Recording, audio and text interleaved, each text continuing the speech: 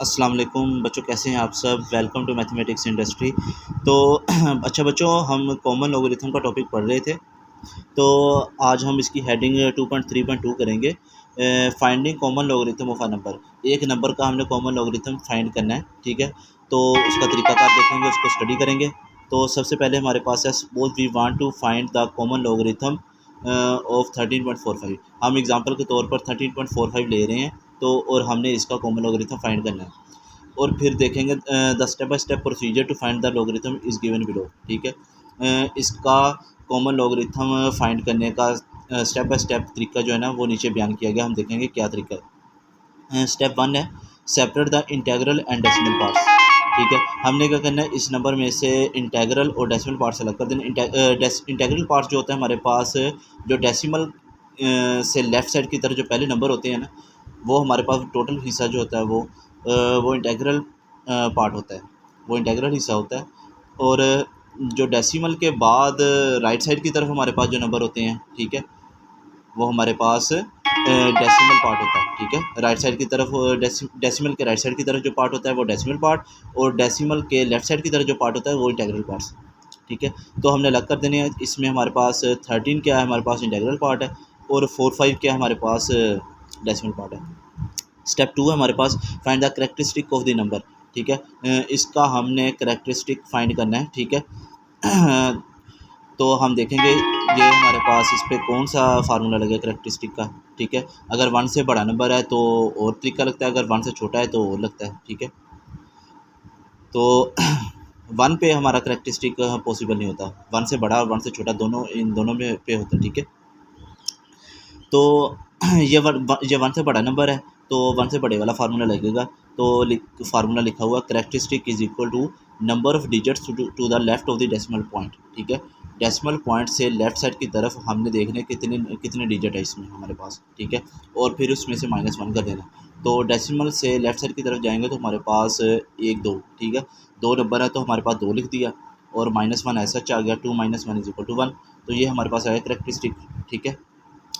तो ये आपको रिमेंबर कहा गया है कि ये पीछे भी हमने पढ़ा था पिछले पेज पे, log number is equal to characteristic plus mantissa, ठीक है। ये याद रखना, आगे जाके इस्तेमाल होगा। आगे हमारे पास step 3, in common logarithm table complete table is given at the end of the book, ठीक है।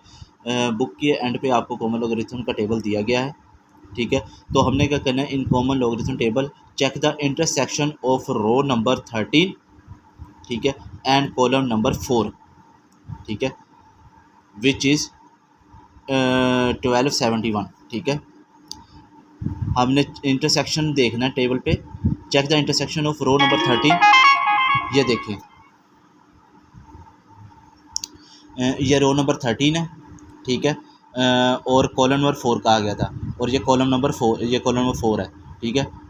13 और 4 के दरमियान जो इंटरसेक्शन है, तो ये हमारे पास 1271 है, ठीक है, 1271 है। तो ये चीज़ हमने देख ली। अगला स्टेप 4 है हमारे पास, ठीक है। आप देख सकते हैं स्टेप 4 है हमारे पास, find mean difference, check the intersection of row number 13, ठीक है, and column number 5 in the mean difference which is 16। हमने मीन डिफरेंस अब देखना है। ये आप देख सकते हैं, ये राइट साइड पे ये मीन डिफरेंस का टेबल है। हमने मीन डिफरेंस किसका देखना है, check the intersection of row number 13। हमारे पास रो नंबर 13 पहले इसी रो में देखा था हमने, 1271 वाला, 1271 नंबर, ठीक है। हमने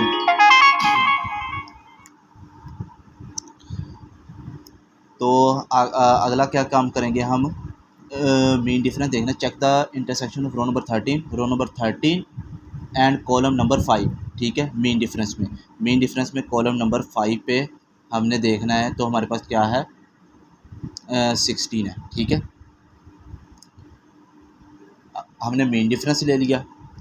अगला क्या काम है हमारे पास, step 5, add the numbers found in step 3 and step 4। Step 3 में हमने 1271 फाइंड किया था, ठीक है। तो और स्टेप 4 में हमने मीन डिफरेंस फाइंड किया, ठीक है। स्टेप 3 में हमने क्या किया था, रो नंबर 13 और कॉलम नंबर 4 का इंटरसेक्शन लिया, जो कि हमारे पास 1271 था, ठीक है। और स्टेप 4 में हमने क्या किया, रो नंबर 13 और मीन डिफरेंस में कॉलम नंबर 5 का इंटरसेक्शन लिया जो कि 16 है। ठीक है, अब स्टेप 5 में हमने क्या किया, स्टेप 3 और स्टेप 4 में जो हमने दोनों नंबर्स देखे टेबल में, इन दोनों को ऐड किया जो कि हमारे पास आ गया 1287। ठीक है, so the mantissa of given number is 0.1287। ठीक है, ये नंबर है, इसका मेंटीसा हमारे पास डेसिमल पार्ट होता है ना मेंटीसा किसी भी नंबर का। ठीक है, ये हमारे पास क्या है, ये लॉग की वैल्यू है। ठीक है, ये हम लॉगरिथम टेबल से फाइंड करें, ये लॉग की वैल्यू है। तो इसका हमने मेंटीसा देखना है, मेंटीसा भी लॉगरिथम की वैल्यू का होता है ना हमारे पास, तो इसका मेंटीसा हमारे पास क्या होगा 0.1287। ठीक है, डेसिमल पॉइंट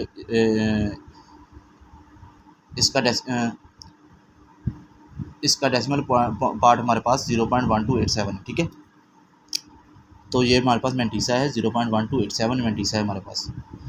ठीक है, तो स्टेप 6 है हमारे पास, finally combine the characteristic and mantissa parts found in step 2 and step 5। ठीक है, हमने स्टेप कौन सा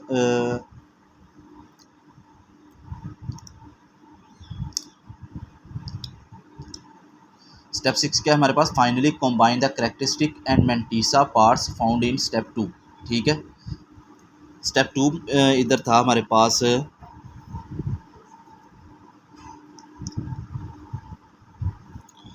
स्टेप 2 में हमने कैरेक्टरिस्टिक क्या फाइंड किया था, हमने 1। ठीक है, 1 और मेंटीसा पार्ट्स, मेंटीसा क्या हमारे पास ये वाला 0.1287। ठीक है, कैरेक्टरिस्टिक 1 था और मेंटीसा ये, इन दोनों को हमने कंबाइन किया। ठीक है, वी गेट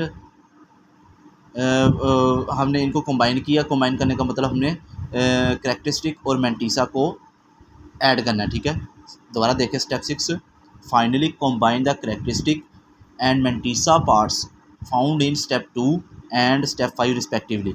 ठीक है, स्टेप 2 में हमने क्या किया था, कैरेक्टरिस्टिक फाइंड किया जो कि 1 था, और स्टेप 5 में हमने क्या किया, मेंटीसा फाइंड किया। ये देखिए मेंटीसा फाइंड किया जो कि 0.1287 है। इन दोनों को कंबाइन किया हमने, यानी जमा किया, तो हमारे पास आ गया 1.1287। ठीक है, तो so the value of log 13.45 is 1.1287। ठीक है, तो ये हमारे पास लॉग की वैल्यू है। ठीक है, लॉग की किस लॉग की, 13.45 के लॉग की हमारे पास 1.1287 है। ठीक है, लॉग कौन सा हम ले रहे हैं, बेस 10 वाला। ये अंडरस्टूड है मैंने आपको, कॉमन लॉगरिथम हमारे पास बेस 10 का ही होता है। अच्छा, तो बच्चों ये था हमारे पास स्टेप बाय स्टेप तरीका किसी भी नंबर का कॉमन लॉगरिथम फाइंड करने का।